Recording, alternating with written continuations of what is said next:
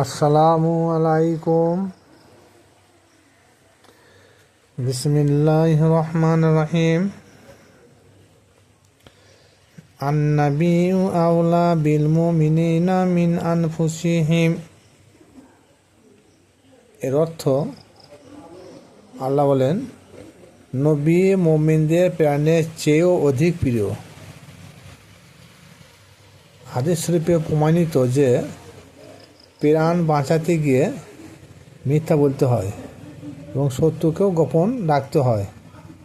আমাদের হুজুর পাক সাল্লাল্লাহু তাআলা আলাইহি সাল্লাম আমাদের জানের চেয়েও খুব প্রিয়। তাহলে নবীর জন্য আমাদের কি করার প্রয়োজন আছে আর কি করার প্রয়োজন নাই? এই জবাবে এক কথায় উত্তর হলো সর্ব অবস্থায় তিনার সঙ্গে থেকে তিনাকে সর্ব অবস্থায় সাহায্য করা। আর যদি তাহা না করা হয় তাহলে জানতে হবে তারা কেউ মুসলমান হতে পারে না। মুমিন যদি কেউ না হতে পারে তাহলে এর বিপরীত পদবি হবে তাদের কাফের। এতে কোনো সন্দেহ পোষণ নাই।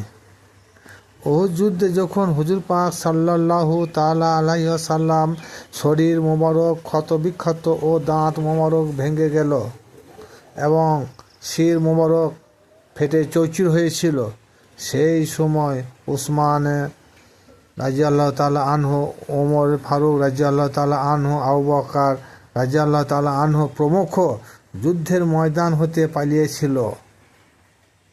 সেই সময় পিছন ফিরে একবারও তারা তাকিয়ে দেখে নাই। প্রাণ বাঁচানোর জন্যে প্রাণপণে ঊর্ধ্বমুখে তারা ছুটে পালন করেছিল। তখন রসুল পাক সাল্লাল্লাহু তাআলা আলাইহি সাল্লাম তাদেরকে পেছন থেকে ডাকছিল, তখনও তারা হুজুরের ডাকে সাড়া দেয় নাই বা কোনো কর্ণপাতই করেন নাই। কারণটা কি জানেন? সেই সময় যান বাঁচানো ফরজ ছিল সব থেকে। হুজুরের জানের প্রাধান্য থেকে তাদের নিজের জীবনে প্রাধান্য সেদিনে বেশি ছিল। যান বাঁচানোর জন্যে যুদ্ধের ময়দান হতে নবীকে ফেলে দিয়ে ঊর্ধ্বমুখে ছুটে পালন করেছিল। এরাই নাকি বলে জলিল কদর সাহাবী নামে পরিচিত। ভাবতে বড়ই অবাক লাগে, যারা নবীকে যুদ্ধের ময়দানে ফেলে দিয়ে নিজেদের জীবনের মায়া বেশি করলো, নবী যে মায়া করলো না, তারাই আমাদের সমাজে বর্তমান জলিল কদর সাহাবী নামে পরিচিত। কিন্তু কোরআন কি বলল? সূরা আহজাব, যে যারা নিজের জীবনের থেকেও নিজের প্রাণের চেয়েও হুজুর পাক সাল্লাল্লাহু তাআলা আলাইহি সাল্লামকে বেশি ভালো না বাসবে তারা কখনো মুমিন নয়। আর এইখানেই উসমান, উমর, আবু বকর আরও প্রমুখ সাহাবী যারা ছিলেন তারা মুমিন না অনেক কিছু দর্শকরা জবাব দেবেন, কোরআনে আয়াতটাকে ফলো করবেন। এরপর সূরা আল ইমরান আয়াত নম্বর 122। এই আয়াতে আল্লাহ পাক রব্বুল আলামিন বলেন, তোমাদের মধ্য হতে দুই দল পিছু হেঁটেছিল সেদিন, অথচ আল্লাহ তাদের অভিভাবক। মুমিনদের কর্তব্য তার উপর তাকওয়া করা যথেষ্ট। এই আয়াতটাও উহুদ যুদ্ধের সময় নাজেল হয়েছিল। এখানে দুই দল বলতে কাদেরকে বোঝানো হয়েছে? দুই দল বলতে বোঝানো হয়েছে, এক দল হচ্ছে বনু সালমা গোত্রের লোক, দ্বিতীয় হলো বনু হারিসা গোত্রের লোক। এরা সবাই মুমিন মুসলমান বলে পরিচিত ছিল, যারা যুদ্ধের ময়দান হতে প্রাণ বাঁচানোর উদ্দেশ্যে তিনজন অভিভাবকের উপর তাকওয়া রাখতে পারে নাই।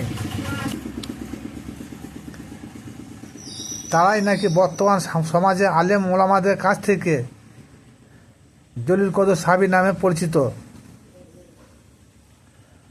দর্শক বিচার করবেন তারা জলিল কদর সাহাবী না মুমিন না অন্য কিছু। এটা শ্রোতাদের উপর আমি ছেড়ে দিলাম। এখানে তিনজন অভিভাবকের কথা আল্লাহ পাক রব্বুল আলামিন তিনি বলেছেন সেই তিনজন অভিভাবক বলতে কি বোঝানো হয়েছে? এক, আল্লাহ পাক রব্বুল আলামিন তিনি এক অভিভাবক। 2 নম্বর, রসুল পাক সাল্লাল্লাহু তাআলা আলাইহি সাল্লাম তিনি মাওলা বা অভিভাবক। 3 নম্বর হলো আলী মাওলা বা অভিভাবক। এই তিনজন অভিভাবকের উপর তাদের সেদিন তাকওয়া ছিল না। হুজুরের জীবনের অপেক্ষা সাহাবীদের নিজের জীবনের প্রাধান্য সেদিন বেশি দিয়েছিল। তার প্রমাণ আল কুরআন, আল ইমরান 153 নম্বর আয়াত, 122 নম্বর আয়াত। এদের যদি প্রকৃতপক্ষে নবীর উপর ভালোবাসা থাকতো এবং নিজেদের প্রাণের অপেক্ষা হুজুর পাক সাল্লাল্লাহু তাআলা আলাইহি সাল্লামকে অধিক প্রিয় ভাবতো, তাহলে যুদ্ধের ময়দানে সেদিন নবীজিকে ফেলে পালিয়ে আসতো না। আল্লাহ বলেন, তোমরা আমার নবীকে ভালোবাসো। 3 পারা আল ইমরান 31 নম্বর আয়াত। সাহাবীরা সত্যিকারে যদি নবীকে ভালোবাসতো তাহলে যুদ্ধের ময়দানে হতে সেদিনে পালিয়ে আসতো না এবং তিনার পরিবারের ওপর কেউ অত্যাচারও করতো না। তিনার পরিবার বলতে এখানে কাকে বোঝানো হচ্ছে? যে আল্লাহর রসুলকে কারবালা প্রান্তর মাঠে কারা মেরেছিল? ইহুদি, খ্রিস্টান, বিধর্মে কেউ না।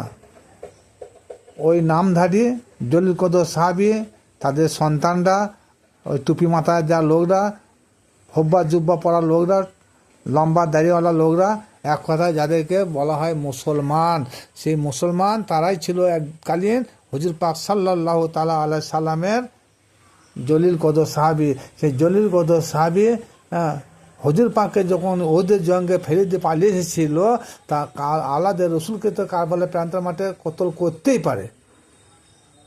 এসবের মূল কারণ কি? গদির লোভ, দুনিয়ার লোভ। আর গদির লোভ, দুনিয়ার মহব্বত থাকলে কখনো আমি ইমানদার হতে পারবো না।